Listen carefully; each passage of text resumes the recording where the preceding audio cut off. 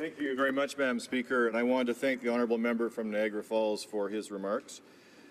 Madam Speaker, our government is investing up to $274 million to support law enforcement and border efforts to deter and detect drug-impaired driving to enforce the proposed cannabis legislation. We are committing up to $161 million for training frontline officers in how to recognize the signs and symptoms of drug-impaired driving and to build law enforcement capacity. The previous government in 2008, and under the Drug Recognition Expert Program, invested $2 million. So through you, Madam Speaker, I would like to ask the honourable member why, if he feels so strongly about these issues, that his previous government not make a much more robust investment in drug recognition programs so that we weren't so far behind today, and what comes next? Why does he feel the status quo is sufficient if we don't bring this bill forward? The honourable member for Niagara Falls. Speaker, one of the differences between this government and our government, we weren't legalizing marijuana for everybody to smoke. So this idea that somehow everything's going to be cleared up in the whole area of impaired driving as soon as they get marijuana legalized is something that we completely disagree. And so I say to the honourable member, you don't have to take my word for it. Check with police services. Ask them, are they going to be ready? They are the ones who are going to be doing this. And now you're turning this country into a country where everybody can have a grow up in their kitchen, and you're going to have edibles available to everybody. And so, yes, it's the police services who came before the committee. But I asked the honourable member, check out the testimony, what they were saying. They say, we're not going to be ready. And then, but the government says, yeah, but we want to have this in place for Canada Day. I say, yeah, that's wonderful that you want it in place for Canada Day, but the police services are telling us that they are not ready to implement this. And so the honourable member says, yes, there's going to be money. There's money for everything on their side. But listen to what the people who are actually on the ground, see what they're saying, see what the provinces are telling you about how ready they are going to be. Questions and comments. L'honorable député de Belleuil-Chambly. The honourable member for Belleuil-Chambly. The Conservatives are, once again, as they always do, advocating for mandatory minimums, despite the fact that, as this member pointed out in his speech, that nonetheless these statistics are on the rise of people driving under the influence despite that. And actually, some of the experts that we heard in the Public Safety Committee on a similar bill for mandatory breathalyzer tests said that the psychological impact that a mandatory minimum has on a person is not going to affect their decision whether or not they get behind the wheel when they're obviously unable to do so and putting others' lives at risk.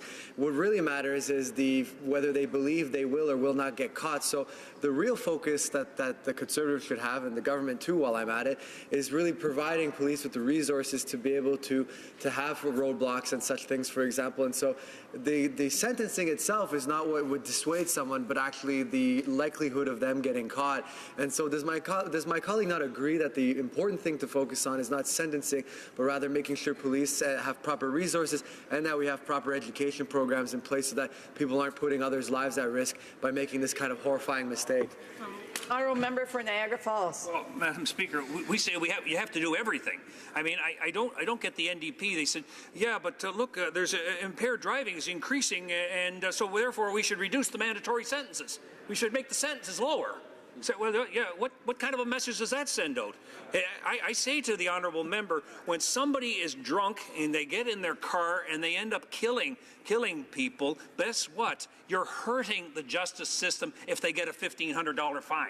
Yeah. It hurts people's credibility in our justice system. It does no good whatsoever. So the idea that somehow if we just get rid of these tough penalties for people here, that they're going to say, oh, well, I'm not going to impair driving now because they're going to decrease the penalties. No, it doesn't work that way. You want to send a message out to people that there are serious consequences if you commit these disgusting crimes. That's what we want to do. This is what we say on this side of the House. That being said, Madam Speaker, we have to do everything to stop impaired driving. Questions and comments?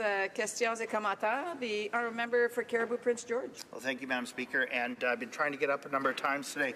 The other side would like to rattle off quotes. Well, here's a quote from a family family that actually lost somebody 27 years ago. 27 years ago, my brother Fabian was killed in a drinking and driving accident by somebody that was impaired, and it is shameful today, 27 years ago, that we are looking at lessening we can't get tougher on this, that we are going to make it easier for somebody to drink and drive or toke and drive, and if they get caught, it's a fine. That's shameful, Madam Speaker. And to my honourable colleague who mentioned this, we know that the municipalities and the police services are going to be bearing the brunt of this. The government has done nothing to help those that are going to be charged with rolling this out. So, Madam Speaker, through you, to my honourable colleague, has there been any discussion about what the government is going to give to the municipalities where their #1 cost is policing?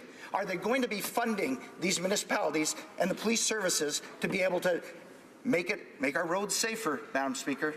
The honourable member for Niagara Falls.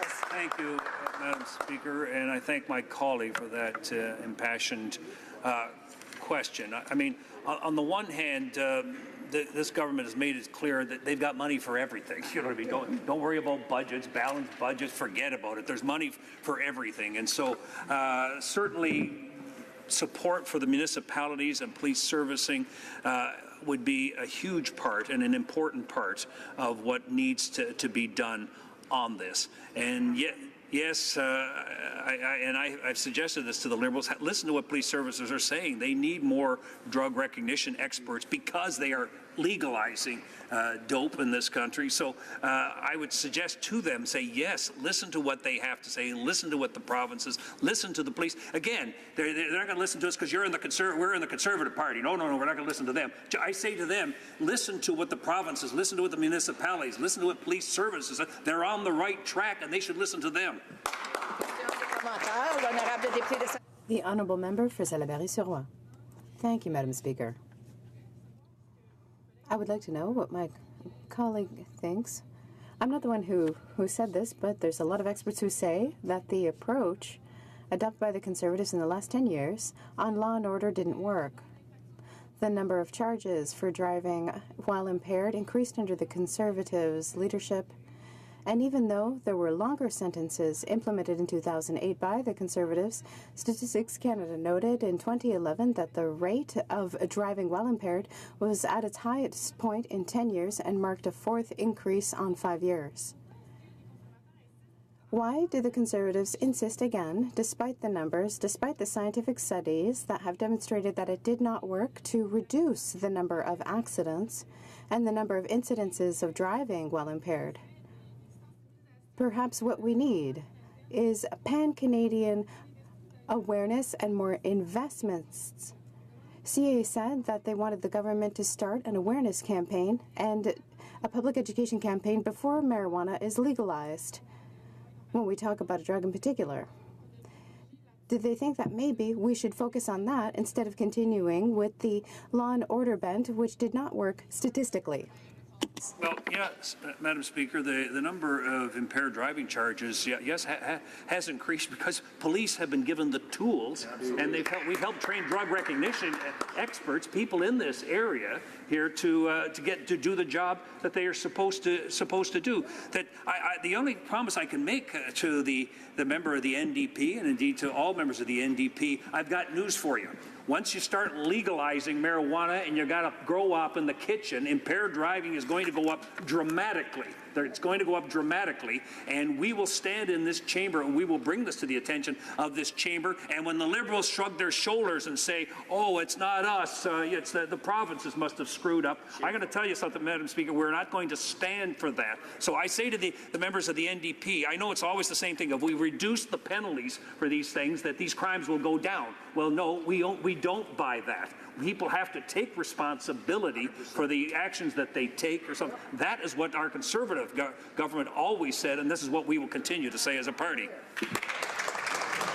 Reprise de débat, resuming debate. Avant que je reconnaisse... Before I recognize the next speaker, I want to mention that I will have to interrupt them. I will have to interrupt the speaker for the orders of the day. The Honourable Member for Beloeil-Chambly. Thank you, Madam Speaker. Today, we are debating the other part of the marijuana legalization plan set up by the government, the Liberal government rather, which is a bill that has to do with driving while impaired. Not only while impaired by marijuana, but also some changes have been made to the way that we deal with impaired driving under the influence of alcohol. And from the outset, I wish to remind this House and the people listening to us just how much, even though we support, in principle, the legalization plan, just how much it has been a serious failure in its approach. What do I mean by that? I'm talking about the consultations or lack of that occurred with the provinces on the file before us today. The provinces will have to bear the biggest burden. There are people from Quebec and people in my riding who have indicated just how the lack of consultation is affecting their ability to adequately plan to deal with the consequences that will flow from this plan. An example of that, which affects the file of Bill C-46, is the matter of education and awareness, especially among young people. That would be extremely important to make sure that we don't have any incidences of impaired driving. We have led similar campaigns regarding alcohol. One should believe that we should launch a similar campaign for education about marijuana. It is the provinces and the different provincial ministries that will have the responsibility for implementing these awareness and education campaigns. This is a very important point, especially when we talk about impaired driving. Evidently, that is not the file before us today, but we could also talk about the sale and taxation and all of those issues. When one drives impaired, I dare to say that sale and taxation are important issues. Because one of the points that we heard from the beginning, oh, I see that my time has run out and I will continue after question period. The honourable member will